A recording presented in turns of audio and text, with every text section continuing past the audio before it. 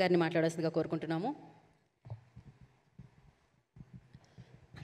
ముందుగా మీడియా మిత్రులందరికీ నమస్కారం. ఇంత కష్టపడి 5 సంవత్సరాలు ఈ సినిమా తీశాను. మీ అందరి కోఆపరేషన్ ఈ సినిమా హైట్స్కి తీసుకెళ్తుందని నేను నమ్ముతున్నాను.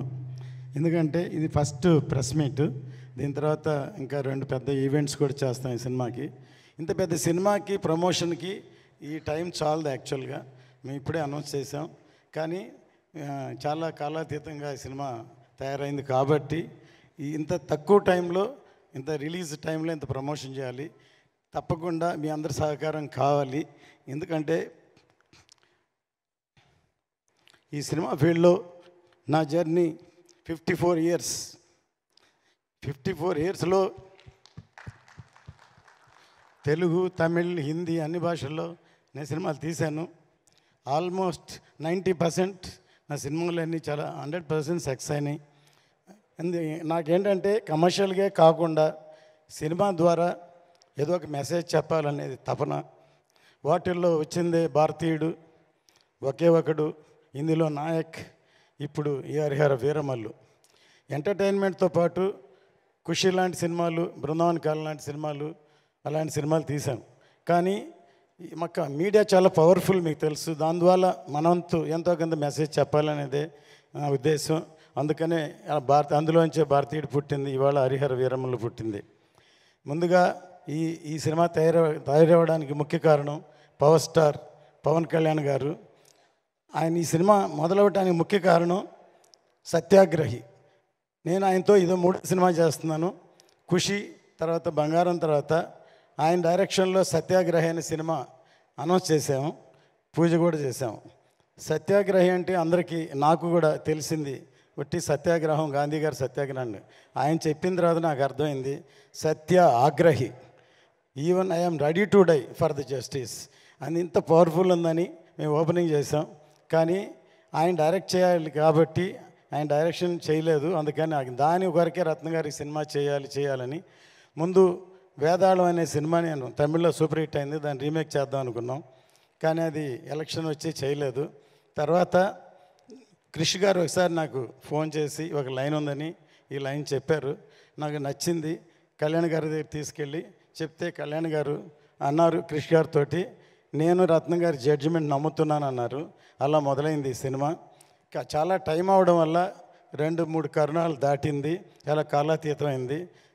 అందువల్ల అందరూ టెక్నీషియన్స్ కూడా ఎంతకాలం అయింది కాబట్టి అనుకోకుండా ఎప్పుడో వేదాళం సినిమానే డైరెక్ట్ చేయమని మా అబ్బాయి జ్యోతికృష్ణని కళ్యాణ్ గారు రమ్మన్నారు. కానీ అప్పుడు తను ఒక సినిమా ఆక్సిజన్ చేస్తున్నారు, మధ్యలో ఉన్న నేనే పిలవలేదు. ఒక విధంగా నేనే తనకి అపకారం చేసినట్టు. ఈ సినిమా ఏదో మా అబ్బాయి అని డైరెక్షన్ చేశాడు అని కాదు, నిజంగా నాకే హెల్ప్ చేసినట్టు. ఎన్నో రాత్రులు నిద్రపోకుండా ఈ ఒక హిస్టారికల్ ఫిల్మ్ని తను హ్యాండిల్ చేయడం విధానం అసలు కళ్యాణ్ గారు ఆశ్చర్యపోయారు. ఎందుకంటే తను +2 చదువుతున్నప్పుడే మన స్నేహం కోసం సబ్జెక్ట్ చెప్పి తమిళ్లో శరత్ కుమార్తో తీసాం. తను లండన్లో వేల్స్ యూనివర్సిటీలో చదువుకున్నాడు. ఇప్పటి వరకు అవకాశం దొరకలేదు. అంటే నేను ప్రొడ్యూసర్గా ఉన్నా, నా పనిలో నేనున్నాను. కానీ ఈ సినిమాతో తనేంటో నిరూపించాడు. ఇప్పుడు ఈ ట్రైలరు బ్యాక్గ్రౌండ్ కిరవాణి గారు ఎంత అద్భుతంగా సాంగ్ చేశారు. సాంగ్ మీ సినిమా కోసం చేస్తే దాని ఉన్న బ్యాక్గ్రౌండ్స్ అన్ని తీర్చి ఇలా ఈ ట్రైలర్ తయారు చేశాడు. కళ్యాణ్ గారికి చాలా బాగా నచ్చింది. నిన్న వచ్చి కిరవాణి గారిని అభినందించారు. అంత గొప్పగా ఈ సాంగ్ ఉంది. మీ అందరికీ నచ్చిందా ఈ సాంగ్? ఫస్ట్ చెప్పండి.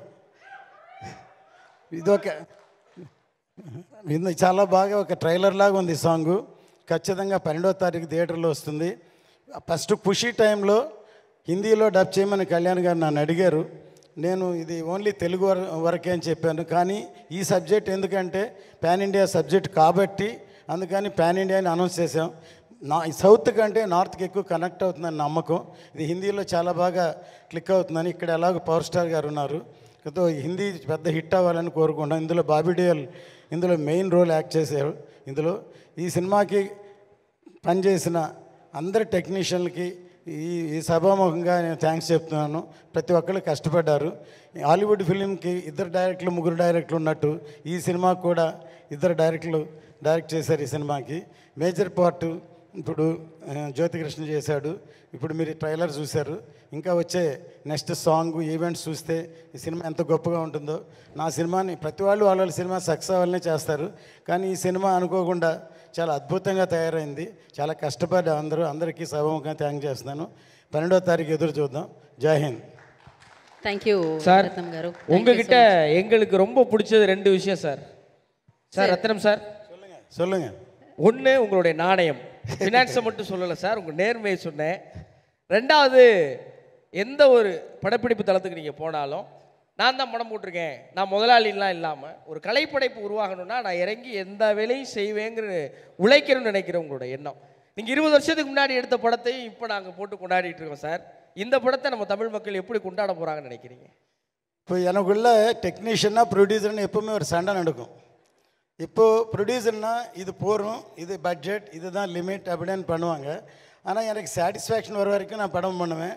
அதனால தான் என் படங்கள் 90% தமிழில் விஜயோட நான் 3 படம் பண்ணேன். குஷி, கில்லி, சிவகாசி, 3மே சூப்பர் ஹிட். 20-25 வருஷத்துக்கு அப்புறம் கில்லி இப்போ ரீரிலீஸ் பண்ணாலும் பெரிய ஹிட் ஆச்சு, மிகப்பெரிய ஹிட் ஆகிடுச்சு. அதே மாதிரி குஷி திருப்பி ரீலீஸ் பண்ண போகிறோம் தமிழில். தெலுங்கில் ஆல்ரெடி ரீரிலீஸ் பண்ணோம். அது விக்ரமோட தூல் அண்டு பீமா பண்ணோம். ரன், கமல் சாரோட இண்டியன், தமிழில் இத்தனை படம் பண்ணியிருக்கேன். இப்போது தமிழ் படங்கள் எல்லாம் தெலுங்கில் கொண்டு வந்திருக்கோம். இப்போ தெலுங்கு படத்தை தமிழில் கொண்டு வரோம். ஏதோ இது தமிழ் படம் மாதிரி எல்லோரும் ரசிப்பாங்க. ஏன்னா எல்லாருக்கும் இப்போ இருக்கிற மூமெண்ட், ப்ரெசென்ட்டு, நாட்டுடைய சுச்சுவேஷன் இந்த படத்துக்கு பயங்கரமாக ஆப்டாகவும் நான் நினைக்கிறேன். ஒவ்வொருத்தருக்கும் அந்த உணர்வு கிரியேட் ஆகும். இந்த படம் பார்த்தேன், இந்த சாங்கு பார்த்தாலும் கண்டிப்பாக தமிழையும் எல்லாம் सबको मैं ये पिक्चर के बारे में मैं हिंदी प्रोड्यूसर नायक पिक्चर बनाया मैंने.